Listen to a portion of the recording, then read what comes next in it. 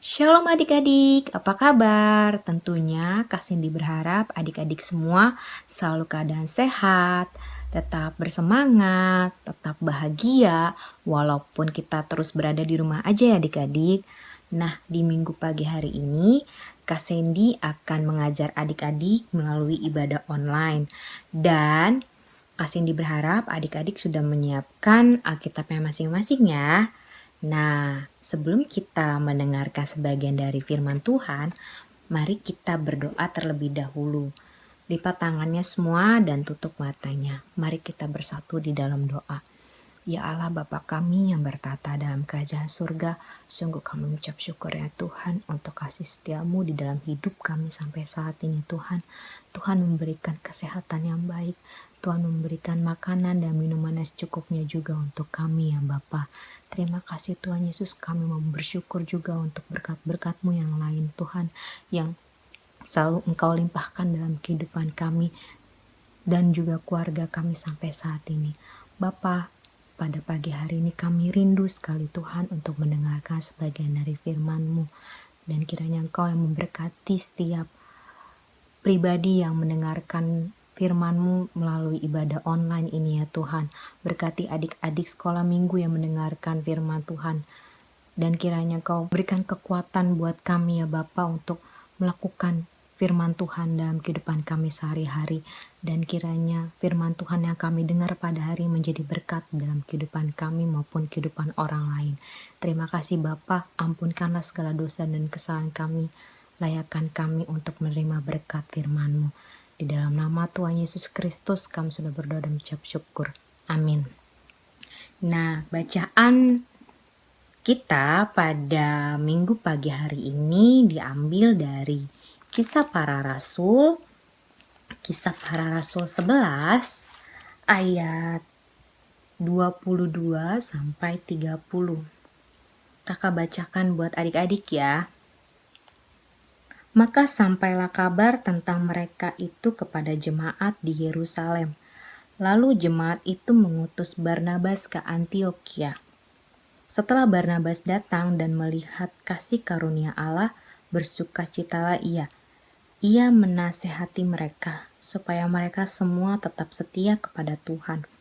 Karena Barnabas adalah orang baik, penuh dengan Roh Kudus dan iman, sejumlah orang dibawa kepada Tuhan.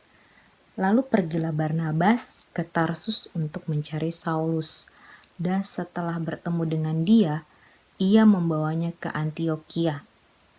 Mereka tinggal bersama-sama dengan jemaat itu 1 tahun lamanya, sambil mengajar banyak orang.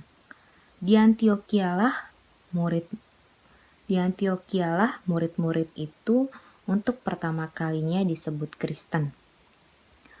Pada waktu itu datanglah beberapa nabi dari Yerusalem ke Antiokhia. Seseorang dari mereka yang bernama Agabus bangkit, dan oleh kuasa roh ia mengatakan bahwa seluruh dunia akan ditimpa bahaya kelaparan yang besar. Hal itu terjadi juga pada zaman Claudius. Lalu murid-murid memutuskan untuk mengumpulkan suatu sumbangan sesuai dengan kemampuan mereka masing-masing dan mengirimkannya kepada saudara-saudara yang diam di Yudea. Hal itu mereka lakukan juga, dan mereka mengirimkannya kepada penatua-penatua dengan perantaraan Barnabas dan Saulus. Nah adik-adik, dari bacaan Alkitab yang sudah tadi kita baca, bercerita tentang siapa sih? Ya betul, tentang Barnabas ya. Barnabas ini adalah seorang anggota jemaat mula-mula di Yerusalem. Nah, jemaat Yerusalem mengutus Barnabas untuk ke Antiokhia untuk memberitakan Injil, dan di sana Barnabas banyak menasehati orang untuk tetap setia kepada Tuhan. Dan karena Barnabas juga orang yang baik, penuh dengan Roh Kudus dan iman, banyak orang yang percaya kepada Tuhan. Dan suatu hari Si Barnabas ini pergi ke Tarsus untuk mencari Saulus, dan mereka bersama-sama ke Antiokhia dan tinggal selama 1 tahun lamanya di sana untuk mengajar orang banyak. Dan di Antiokhia pertama kali murid-murid disebut Kristen. Suatu hari adik-adik, di Antiokhia terdengarlah suatu kabar yang gak enak. Kabarnya apa? Iya benar, kabarnya adalah seluruh dunia akan ditimpa bahaya kelaparan yang besar. Nah adik-adik, murid-murid tidak tinggal diam. Murid-murid bersatu untuk mengumpulkan sumbangan semampu mereka untuk diberikan kepada orang-orang yang membutuhkan. Yang dilakukan oleh murid-murid ini adalah suatu wujud kepedulian kepada sesama, wujud kasih yang Tuhan sudah ajarkan kepada anak-anaknya. Kalau kita terapkan dalam kehidupan sehari-hari, kakak ambil contoh misalkan adik-adik kan sering diajak ke pesta oleh papa mamanya, dan di sana banyak sekali makanan-makanan yang enak. Ada mie goreng, ada ayam bakar, ada sate ayam, ada bakso, ada somai. Wah, banyak banget dan pasti enak-enak ya adik-adik. Kakak selalu perhatiin ya adik-adik, kalau kakak datang ke pesta nih, kakak melihat banyak orang yang ngambil makanan tapi nggak dihabisin. Itu bagus gak adik-adik? Kalau ngambilnya banyak terus gak dihabisin, menurut adik-adik bagus gak? Nggak bagus ya. Itu menandakan mereka tidak menghargai berkat makanan yang sudah mereka dapatkan dari Tuhan. Nah kalau kakak boleh kasih nasihat buat adik-adik, kalau datang ke pesta sebaiknya mengambil makanan secukupnya.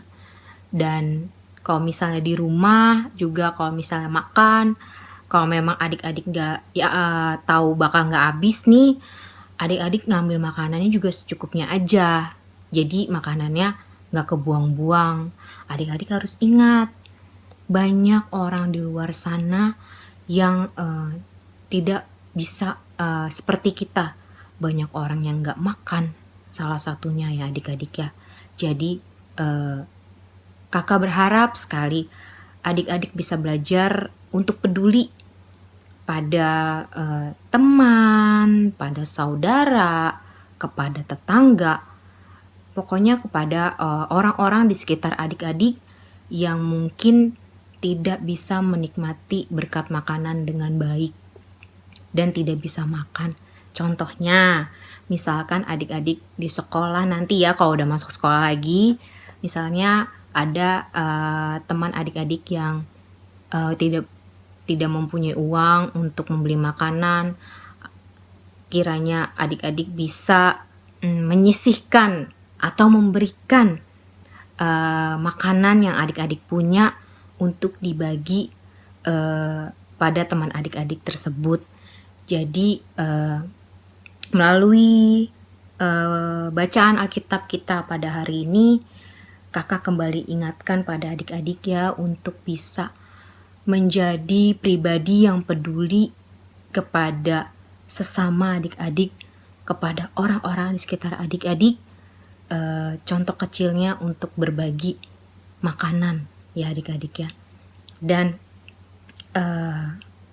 kakak percaya adik-adik sekolah minggu GKP Seroja adalah anak-anak yang baik, anak-anak yang peduli, anak-anak yang penuh cinta kasih, dan kakak berharap sekali adik-adik bisa menjadi seseorang yang menjadi berkat buat orang-orang di sekitar dan kemanapun adik-adik pergi. Nah, sekian cerita dari kakak Sandy, dan kita akan tutup di dalam doa. Mari kita bersatu dalam doa. Ya Allah Bapa kami yang bertata dalam kerajaan surga, sungguh kami ucap syukur ya Tuhan, pada hari ini kami belajar menjadi pribadi untuk lebih peduli kepada teman, kepada saudara, kepada tetangga, ataupun kepada orang-orang di sekitar kami yang tidak bisa menikmati makanan atau minuman dengan layak. Jadikan kami pribadi yang bisa berbagi, bisa peduli dengan orang-orang di sekitar kami ya Tuhan. Dan kiranya firman Tuhan yang sudah kami dengar pada hari ini Tuhan, menjadi berkat dalam hidup kami dan berikan kami kekuatan untuk melakukannya dalam kehidupan sehari-hari. Ya Bapa, kami mau berdoa ya Tuhan, kiranya Engkau yang selalu memberikan perlindungan, kesehatan yang baik buat kami yang masih berada di rumah saja ya Tuhan. Buat orang tua kami, kiranya Engkau berkati juga. Berikanlah juga berkat yang melimpah rezeki kepada orang tua kami. Berikan juga hikmat, kebijaksanaan pada orang tua kami untuk dapat mendidik kami, anak-anak yang menjadi anak-anak yang baik dan takut akan Tuhan. Terima kasih Bapa, kami sangat bersyukur untuk kebaikan Tuhan yang selalu kami rasakan dalam kehidupan kami sehari-hari. Inilah doa dan permohonan kami yang kami alaskan dalam nama Tuhan Yesus Kristus, Tuhan dan Juru Selamat kami yang hidup. Amin. Nah adik-adik, sekian cerita dari kakak, sekian juga ibadah online pada hari ini. Kita bertemu kembali di lain kesempatan, dan kakak berharap adik-adik selalu di rumah aja, selalu berdoa, sehat, dan selalu bahagia ya adik-adik ya.